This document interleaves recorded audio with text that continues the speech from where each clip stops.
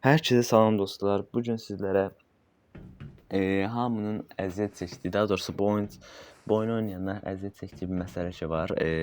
FPS. Oyuncular 45, ondan da aşağı FPS olduğu üçün oyun onlara maraq vermir. Oyunu buraxma məcburiyyətində qalırlar. FPS-ni artırmaq istəyənlər yeni cihaza keçənmirlər. Buna görə də mən bugün bu video çəkməyə qərarına gəlmişəm. Bu YouTube-dakı ilk videomdur. Ümid edirəm ki, yaxşı bəyəni gələcək. Mən hal-hazırda cihazım 45 FPS verir. Ancaq mən bayaq gördüyünüz kimi 78 FPS, 80 FPS-lərdə oyunu oynaya bilirəm. Hələ bu ekran kaydındadır. Mən sizə bugün bunun tam detaylı anlatımını eləyəcəm. Yəni bunun bu videoyu izləyib də bunu bacarmamaq, yəni o sadəcə telefonda olan bəzi problemlər ki var, ona görə ola bilər. Əgər bu videoya yaxşı bəyəni, baxış gəlsə, mən növbəti videoda iPad görünümündən danışacağam. iPad görünümünü necə eləmək olar, bütün cihazlarda iPad görünümünü necə eləmək olar, onun müsbət və mənfi cəhətləri, oyundakı performans azaltmağı, artırmağı, hamısından sizə sizin üçün danışacağam və bir video hazırlayacağam və bundan sonra bir shorts videosu da daha da paylaşacağam. Amma bu shorts videosu necə FPS-inizi daha sabit, stabil hala gətirə bilərsiniz, onu göstərəcəm. İndi isə sizə oyunda FPS-inizi artırmazdan əvvəl etməniz gərəkən ayar ki var, oyunun öz ayarlarından. İlk olaraq onları göstəreyim.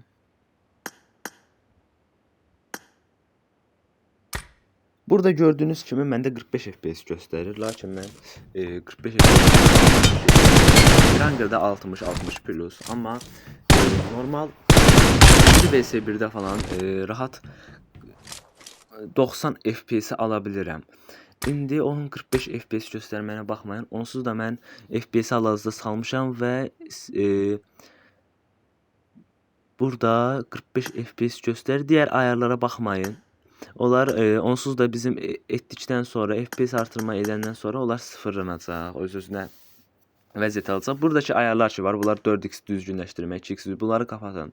Ondan sonra güc təsərrüfünü mütləq kapatın. Bu FPS artırmadan əvvəl edəcəyimiz budur. Bunları bağlayırıq. Qrafiklərə otomatik ayar, bunları kapat. Yerdə qalanlar onsuz da sıfırlanacaq. Bunun 170 necə eləmişdim, onu da görəsiniz zaten. Proqram özü edir onu. İndi isə bizim burada işimiz bitdi.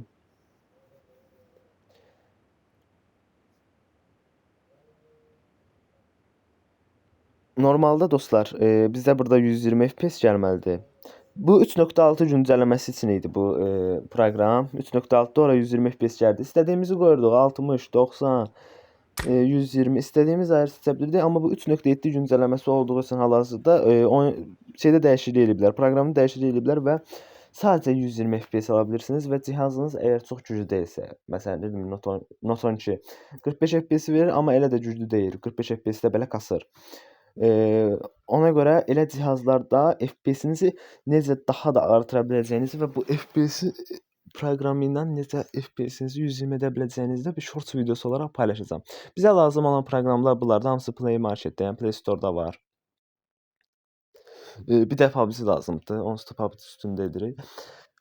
Biz ilk olaraq telefon ayarlarına keçməliyik. Orada da bəzi ayarlar var ki, açmalıyıq. Dostlar, haradasa bütün telefonlarda ayarlara girəndə ilk olaraq mənim telefonum seçənəyi gəlir. Ona basırıq və oradan telefonumuzun RAM-ına, pilinə, ön kamera, arxa kamera, onlar orada görünür. Amma ilk öncə gəlib yuxarıdan dili seçməliyik və dildə türk dilini mütləq seçin ki, sizin üçün rahat olsun. Çünki mən bunu türk bir insandan baxmışdım və onda ayarlar necə idisə, eləncə də özümdə alınmaq üçün türk dilini seçmişdim. Siz də türk dilini seçəndən sonra telefona Burada gördüyünüz kimi sürüm bilgisi olacaq. Ora basandan sonra model, seri numarası, host sürümü və dəyərlənmə numarası var. Dəyərlənmə numarasına dayanmadan basandan sonra sizə orada gələcəksiniz. Buna ehtiyac yoxdur, onsuz da siz geliştiricisiniz. Sizdə normalda belə yazmayacaq. Sizdə yazacaq ki, siz artıq geliştiricisiniz deyə sizdə yazacaq. Bu yazı gələndən sonra artıq siz geliştirici olduğunuz üçün sizdə ayar açılacaq. O ayara tez keçək. Yazırıq yenə arama yerinə geliştirici seçenekleri. Geliştirici yazanda zaten geliştirici seçenekleri gələcək. Bunun üstünə basırıq və buradan biraz aşağı inirik. Burada USB hata ayıqlama. Bunu siz mütləq açıq tutun. USB hata ayıqlama. Aşağısında da kablosuz hata ayıqlama. Bu bizə indi bu lazım olacaq. Biz digər proqram ki var, Suzuki. Ona keçək. Burada Suzuki'yə lazım olan icazələri verəndən sonra burada gördüyümüz kimi qarşımıza eşleştiriliyor və başlat seçeneği gəlir. Eşleştiriliyor'a basırıq və buradan bizə geliştirici seçeneklərinə yönələcək bir buton gəlir. Orada basırıq. Və bizi geliştirici seçeneklərə əvvəlki girdiyimiz yerə atır. Biraz aşağı gedəndən sonra kablosuz hata ayıqlama burada gəlir. Bizə burada lazım olacaq. Bunu aktiv edirik və orada eşleşmə kodu ilə cihaz eşleşə basırıq. Bizə bir kod verəcək. Bu kodu yuxarıda açılan yerə Suzuki'yə yazmalıyıq. Buradan da yaza bilərsiniz və yaxud yuxarıda özü gələcək, orada yaza bilərsiniz. Dostlar, mən tez yazdım. Orada artıq Suzuki hizmetlərini başlata bilirsiniz deyə bir seçenek gələcək və siz dala qayıdandan sonra başlat seçenəyinə basaraq başlatıcıyı aktivləşdirirsiniz. Bundan sonra başlatıcı aktiv olandan sonra yuxarıda ayarlar bölməsi açılır. Ayarlar şəkli olan yetkinləşdirilmiş 2 tane var. Bunlar sizdə bağlı olacaq. Yüklədiyimiz proqramlarda. Bunlar sizdə bağlı olacaq. Siz bunları açırsınız. Bundan sonra artıq Suzuki ilə işimiz bitir. Onu ataq bir kənara. Zartver. Zartverdə lazım olan izinləri verəndən sonra 3 nöqtəki var. Ona basırsınız və buradan ayarlar bölməsinə daxil oluruq. Burada root seçimi var. Ora basaraq burada verilmiş ayarlar ki var, onları aktivləşdirmək olmur. Elə burada bizə Suzuki köməyimizə çatır. Yuxarıdan Su'nu Suzuki Su'ya çevirib ayarları aktivləşdirə bilirik. Və Zartverlə də işimiz bitir. Zartverdə ataq kənara. Termux heç nəyə lazım deyil. Aslında lazımdır. Proqramın gedişatında və bir daha bu 120 FPS-dən oyunun çıxmamağı üçün bizə lazımdır. İndi 90 FPS-ə keçək. O sadəcə telefonda olduğu kimi qalır. Lazım olan icazələri verirsiniz və heç nəyə toxunmursunuz. 90 FPS-də 2 dəyə bizə qarşımıza seçim çıxır. Biz aşağıdakı Suzuki metodu seçirik.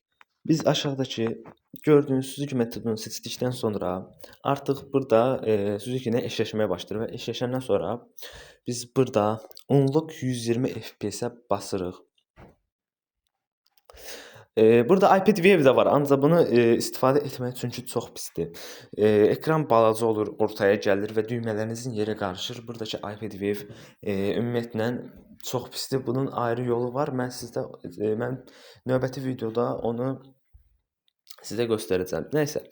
İndi 120 FPS unlock eləyirik. Yəni ki 120 FPS-i açırıq. 120 FPS-in kilidini qaldırırıq və launch game, yəni oyuna daxil ol deyirik. Dostlar, burada oyunumuzun açılmağını gözləyərkən bir şey ki var, onu deməliyəm sizə.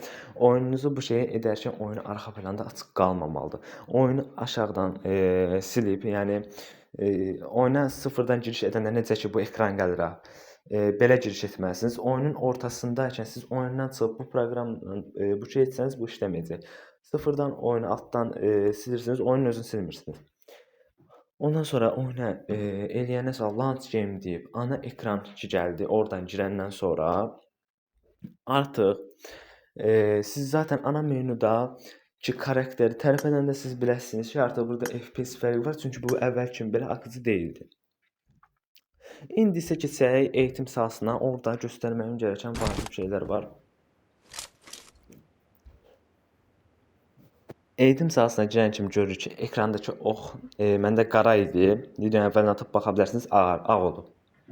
Nişangah, eğim ağarıb və FPS-imiz 76 idi. Halbuki bizdə normalda 45 FPS-ə qoyanda cihaz nə qədər güclü olursa olsun 40 FPS kimi bizə FPS verir. Zaten ekranı tərpənəndə necə akıcı olduğunu görürsünüz. Amma ki bu 45 FPS-də belə deyildi. Amma əsas bir şey də var ki, sizin indi ayarlar ki var. Onları dəyişilmiş ayarlar ki var. Onları sizə deyəcəm. Sizdə bu necə idisə o əvvəlki vəziyyətinə qaytarasınız. Normal təməl kontrollərdə burada AVM dərkən, yəni təkli silahlar və pompalılar basıb buraxanda ateş eləyir. Onları açıb, siz onları kapatırsınız. Nişan alarkən kamera dönüşü, bunlar onsuz da kapatır. Sizdə əgər açıq idisə siz bunları kapatın. Sizdə əgər açıq idisə bu kapatacaq, siz açarsınız. Ancaq kapalı idisə hələ kapalı da qalır. Başqa hər şeyə, heç bir şeyə dəymir. Amma gelişmiş kontrollərdə hassasiyyətləri deyil, gelişmiş kontrollerdəki hassasiyyətlərə. Məndə hızlı koşu hassasiyyəti 87 idi, 100-ə çəkib. Üçüncü şans baxış açısını 85 məndə idi, o 90-a çəkmişdi və digər ayarla. İndi nişan yardımı sizdə açıq idisə, onsuz da açıq qalacaq, amma qapalı idisə bu proqram onu açır. Onu da kapatırsınız. Bundan sonra başqa duvar engelləməsi, bu kapalı olmalıdır. Patlayıcı mərmi yolunu göstərir. Bunu dostlar mütləq bağlayın. Ümumiyyətlə bilmirsənizsə bağlayın. Yəni bu sizin eğiminizi korlayır və yaxud telefonda kasmaya səbəb olur. Videoya əvvəl sarıb baxa bilərsiniz. Orada mən yatay kaydırma, hızlandırmanı bağladım. Onu siz də mütləq bağlayırsınız. Zaten əgər bağlıdırsa proqram açır, qayıdıb bağlaya bilərsiniz. Oyunun jiroskop ayarlarında dəyişiklik olur. Üşünü ilə bışının nişanı çəkir çox aşağıya. Nişan özellikləri sizdə açıq idisə, gelişmiş kontrollərdə o da bağlayır. Və burada nişangah və effektlər var ki, bunların hamısını dəyişdirir sizin. Onları normal vəziyyətinə istəsəniz gətirə bilərsiniz. Məndə ortadakı qara, eğim yəni qara, qalanları qırmızı və yaşıl idi. Normal vəziyyət çevirdim və oyunum əvvəlki vəziyyətinə qayıtdı. İndi parlaqlıq hal-hazırda parlaqlıq 170-dir və 73 FPS olur. Hətta telefonda video çəkirəm hal-hazırda deyə FPS-im aşağı düşür. Mən burada indi video çəkməsəydim 90-100 FPS-də oynayırdım. Fikirləşirəm ki, bu video sizə kömək olmuşdur. Əgər kömək olubsa, bəyəndinizsə bəyənin, bəyənmədinizsə bəyənməyə bilərsiniz. O sizin öz seçiminizdir. Sağ olun, növbəti videolarda görüşərik.